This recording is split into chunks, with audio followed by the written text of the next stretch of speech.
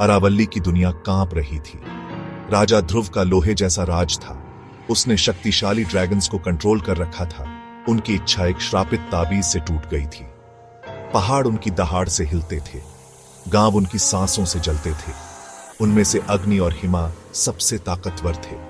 अग्नि पिघले हुए सोने का एक उग्र जानवर, उसकी दहाड़ विनाश का संगीत। हिमा बर्फ का एक झिलमिलाता हुआ लेविथान, हर सांस एक जमा हुआ तूफान। दोनों ध्रुव की इच्छा के गुलाम, उनकी आत्माएं जंजीरों में बंधी हुई। ताकत के नशे में ध्रुव तमाशा चाहता था। उसने अग्नि और हिमा को एक दूसरे के खिलाफ खड़ा कर दिया। पहाड़ के किनारे उकेरा हुआ काले पत्थर का एक कोलोसियम उनका युद्ध का मैदान बन गया। भीड़ दहाड़ उठी, उम्मीद की एक लहर। अग्नि ने आग का एक तूफान अनलीस्ट किया, पत्थर पिघला दिया और आकाश को झुलसा दिया। हिमा ने बर्फीले तूफान से जवाबी हमला किया, जिससे अखाड़ा बर्फ में ढंक गया। लड़ाई भड़क उठी, विनाश का एक नृत्य। न तो ड्रैगन झुके। ध्रुव के प्रति उनकी नफरत केवल एक दूसरे के प्रति उनके तिरस्कार से ही कम थी। डरे हुए दर्शकों के बीच किरण छिपा हुआ था। वह जानता था कि कुछ बड़ा होने वाला है।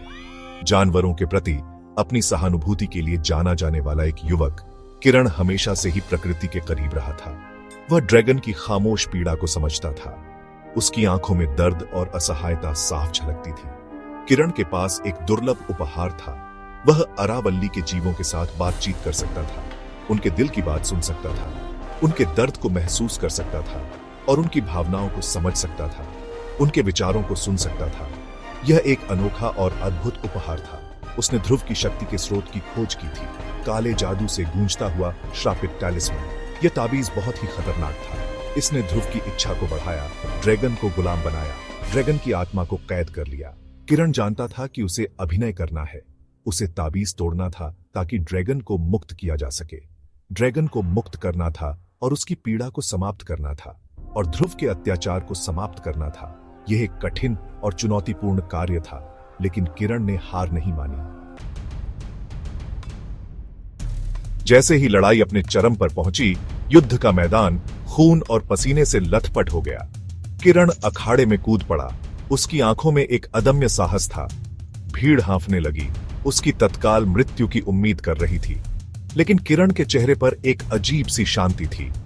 लेकिन किरण निडर होकर ध्रुव की ओर दौड़ा, जैसे उसे किसी चीज का डर ही न हो। वह ड्रैगन की भाषा, उनके दर्द, उनकी पीड़ा को समझता था, उनके क्रोध को समझता था। उसने अपने दिल की गहराइयों से उनकी भावनाओं को महसूस किया। उसने अपनी सहानुभूति एक ही शक्तिशाली विचार में डाल दी, एक ऐसा विचार जो ड्रैगन के दिलों तक पहुंच सके। अग्नि और हिमा के लिए एक संदेश। ड्रैगन रुक गए, जैसे किसी अदृश्य शक्ति ने उन्हें रोक दिया हो। एक बदलाव को महसूस करते हुए उनके दिलों में एक नई उम्मीद जागी।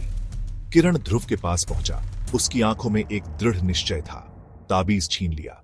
एक हताश रोने के साथ, जैसे उसने अपनी सारी ताकत लगा दी हो, उसने उसे पत्थर के फर्श पर पटक दिया। ताबीज टूटते ही अखाड़ा चकाचौंध रोशनी से धड़क उठा। एक नई ऊर्जा ने पूरे स्थान को भर दिया। ड्रैगन को बांधने वाली जंजीरें टूट गईं। वे अब स्वतंत्र थे। अग्नि और हिमा खड़े हो गए। उनकी आंखों में एक नई चमक थी। वर्षों में पहली बार मुक्त हुए, उनकी आत्माएं अब स्वतंत्र थीं। उनकी आंखें उस कमजोर इंसान पर टिकी थीं, जिसने उन्हें उनकी इच्छा वापस दे दी थी। किरण ने उन्हें एक नई जिंदगी दी थी, जिसने उन्हें उनकी इच्छा वापस दे दी थी। ड्रैगन ने कृतज्ञता से उसकी ओर देखा। ध्रुव अपनी शक्ति से छीन लिया गया। केवल डर के मारे देख सकता था। उसकी आंखों में भय और निराशा थी, जैसे वह अपने भाग्य को स्वीकार कर चुका हो, क्योंकि ड्रैगन उसकी ओर मुड़ गए थे। लेकिन उस पर हमला करने के बजाय उन्होंने कोलोसियम की दीवारों पर अपना रोष अनलीस्ट किया, पत्थर को चकनाचूर कर दिया। ड्रैगन की दहाड़ ने पूरे क्षेत्र को हिला दिया, जैसे वे अपनी स्वतंत्रता की घोषणा कर रहे हो। अन्य गुलाम प्राणियों को मुक्त कर दिया। भीड़ स्तब्ध मौन में देखती रही, क्योंकि ध्रुव का शासन उनके सामने टूट गया। ध्रुव के पराजित होने के साथ अरावल्ली पर एक नया युग शुरू हुआ। यह युग स्वतंत्रता और समानता का था, जहां हर प्राणी स्वतंत्रता की हवा में सांस ले सकता था। शांति का युग, जहां ड्रैगन स्वतंत्र रूप से उड़ते थे। उनकी दहाड़ अब विनाश की ध्वनि नहीं, बल्कि स्वतंत्रता का संगीत थी। और किरण कानाफूसी करने वाला एक किंवदंती बन गया। उसकी कहानियां पीढ़ियों तक सुनाई जाती रहीं, एक प्रेरणा के रूप में। आशा का प्रतीक सभी को याद दिलाता है कि सबसे छोटी आवाज भी सबसे शक्तिशाली अत्याचारी को चुनौती दे सकती है। यह कहानी हमें सिखाती है कि साहस और दृढ़ संकल्प से कुछ भी संभव है और स्वतंत्रता की लड़ाई कभी व्यर्थ नहीं जाती।